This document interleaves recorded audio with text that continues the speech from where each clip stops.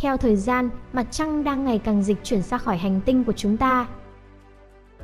Các nhà thiên văn học ước tính khoảng cách giữa mặt trăng và trái đất đang dần tăng lên. Điều này có thể gây ra những thảm họa đối với nhân loại trong tương lai. Được hình thành cách đây khoảng 4,5 tỷ năm, mặt trăng vẫn đang tách dần ra khỏi trái đất. Hầu hết các nhà khoa học đồng ý rằng mặt trăng được sinh ra sau khi một hành tinh có kích thước bằng sao Hỏa, tên là Theia, đâm sầm vào trái đất và tạo ra một trường mảnh vỡ khổng lồ trong không gian. Các mảnh vỡ cuối cùng kết tụ lại thành một hình cầu có đường kính 3.475 km. Mặt trăng hiện vẫn ở trong quỹ đạo do lực hấp dẫn của trái đất. Đồng thời hành tinh này cũng tác động ngược trở lại chúng ta, biểu hiện rõ ràng nhất có thể thấy là hiện tượng thủy triều. Theo một số giả thuyết, mặt trăng sẽ tiếp tục gia tăng khoảng cách với trái đất cho đến khi nó không còn là người hàng xóm gần nhất của chúng ta nữa. Các nhà thiên văn học suy đoán rằng mặt trăng sẽ tiến gần hơn với hành tinh của chúng trước khi hoàn toàn bị lực hấp dẫn làm biến mất. Quỹ đạo của mặt trăng quay quanh trái đất là hình elip gần tròn, vì vậy khoảng cách giữa chúng ta và vệ tinh này không cố định.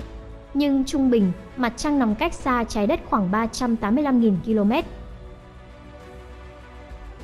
Các đài quan sát ở New Mexico, Pháp, Ý và Đức chiếu tia laser vào các gương phản xạ và đo thời gian để các chùm tia quay trở lại, cho biết quỹ đạo của mặt trăng thay đổi liên tục.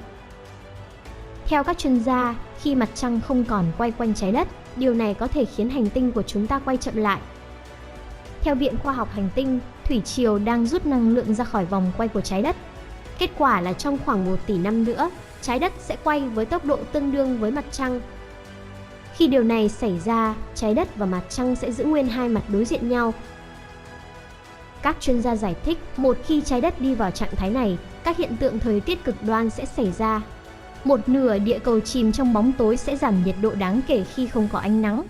Ngược lại, nửa bên kia sẽ nóng lên nhiều hơn do tiếp xúc liên tục với mặt trời. Tuy nhiên, tin tốt là điều này sẽ không xảy ra sớm, ít nhất là vài tỷ năm nữa.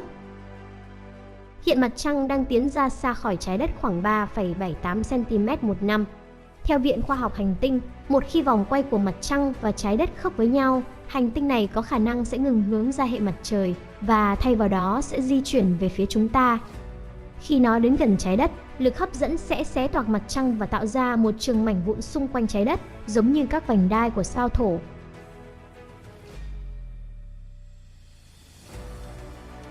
Phát hiện sóng vô tuyến bất thường từ trung tâm giải ngân hà. Các nhà thiên văn học thuộc trường đại học Sydney, Australia đã phát hiện những tín hiệu bất thường xuất phát từ hướng của trung tâm giải ngân hà. Khám phá này được đăng trên tạp chí Vật lý Thiên văn. Các nhà khoa học cho biết sóng vô tuyến phát sinh từ một nguồn mới bất thường này được đặt tên là SK Aperi 173-608.2-321635 theo tọa độ của nó, có thể là chỉ dấu về một lớp sao mới chưa từng được biết đến. Ông Wang Ziteng, tác giả chính của nghiên cứu này cho biết, đặc tính kỳ lạ nhất của tín hiệu mới này là nó có độ phân cực rất cao. Điều này có nghĩa là ánh sáng của tín hiệu này chỉ dao động theo một hướng, song hướng đó sẽ quay theo thời gian. Độ sáng của vật thể cũng thay đổi đáng kể theo hệ số 100 và tín hiệu bật và tắt dường như ngẫu nhiên. Chúng tôi chưa bao giờ thấy bất cứ hiện tượng nào như vậy. Nhiều loại sao phát ra ánh sáng thay đổi trên phổ điện từ.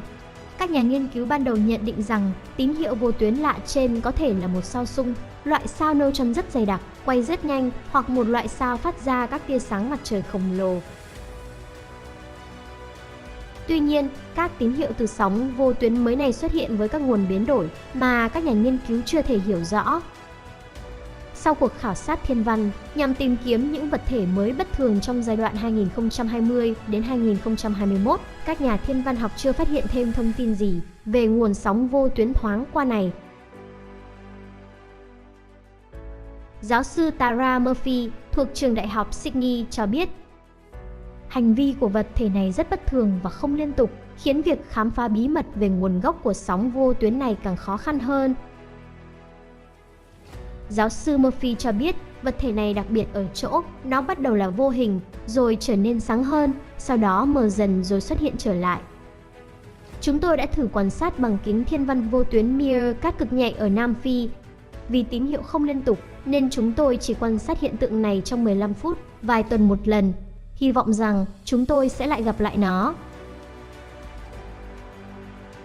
Nhóm các nhà thiên văn trên sẽ tiếp tục theo dõi sát tín hiệu lạ để tìm kiếm thêm manh mối về nguồn gốc của nó.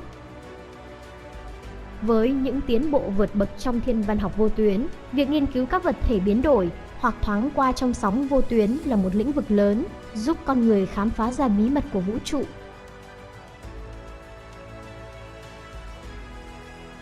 Phát hiện 461 vật thể lạ lang thang trong hệ mặt trời. 817 vật thể xuyên sao Hải Vương, viết tắt là TNO, trong đó có 461 vật thể chưa từng biết vừa được xác định nhờ dữ liệu từ chương trình khảo sát năng lượng tối. Nhóm nghiên cứu từ chương trình khảo sát năng lượng tối DES từ nhiều viện, trường và đơn vị nghiên cứu thiên văn trên toàn thế giới cho biết, phát hiện mới là một sự thay đổi đáng kể đối với hiểu biết về các vật thể xuyên sao Hải Vương trong hệ mặt trời. Các vật thể này nắm giữ dấu vết về động lực học sơ khai của hệ mặt trời. Nhiều thành viên trong gia đình TNO thậm chí thực sự là tàn tích của hệ mặt trời sơ khai, nắm giữ bí mật về các khối xây dựng hành tinh và có thể là cả các khối xây dựng sự sống trái đất và các hành tinh lân cận. Nhiều nghiên cứu cho rằng một số hành tinh như sao Hỏa và sao Kim từng có sự sống. Dấu vết về động lực học sơ khai của hệ mặt trời bao gồm sự chuyển động của các hành tinh khổng lồ trên đường vào quỹ đạo của chúng, ví dụ như sao Mộc. Với lực hấp dẫn cực kỳ lớn, sao Mộc sẽ khiến nhiều vật thể dạng này chuyển động theo. Một số vật thể xuyên sao Hải Vương còn tiết lộ các manh mối về một thứ gì đó vô hình nhưng khổng lồ đang xô lệch chúng ở vùng không gian rất xa bên ngoài hành tinh thứ 8 này, đó có thể chính là hành tinh thứ 9. Trong danh mục mới, có 9 TNO là dạng TNO cực đoan, tức rất xa mặt trời, trú ngụ ở nơi có thể tồn tại hành tinh thứ 9. 4 trong số chúng có khoảng cách với mặt trời lên tới 230 đơn vị thiên văn, gấp 230 lần khoảng cách giữa trái đất và mặt trời, tức vào khoảng hơn 34,4 tỷ km.